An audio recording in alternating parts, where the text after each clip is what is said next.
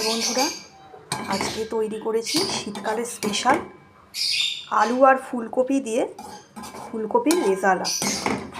অনেকেই রেজালাতে শুধু ফুলকপি ব্যবহার করেন, কিন্তু আমি একটুখানি আলু দিয়েছি আর দু এক টুকরো পনির দিয়েছি।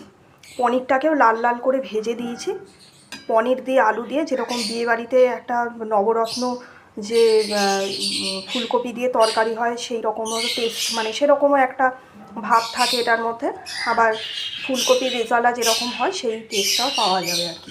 এটা একটু অন্যভাবে করলাম, মানে ফুলকপির যে কোরমা হয় সেটার এক রকমের টেস্ট হয়, আর ফুলকপির দো পেঁয়াজা হয় সেটা এক রকমের হয়। আর এটা আমি একটু করেছি পনিরের টুকরো দিয়ে, আলু দিয়ে, আর এই যে আলু দেখছেন, আলু, পনির, হ্যাঁ, আর ফুলকপি, এই তিনটে মিক্সড করে আমি ফুলকপির রেজালাটা তৈরি করেছি।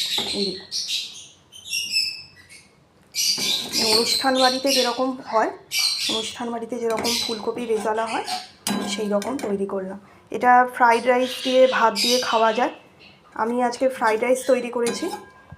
আর রাত্রিবেলা যেটা হবে, পরোটা হবে, আলুর পরোটা করব। আলুর পরোটার সাথে গরম গরম এই ফুলকপির রেজালা। আর দুপুরবেলা ওই ফ্রাইড রাইসের সাথে এটা খাওয়া হবে।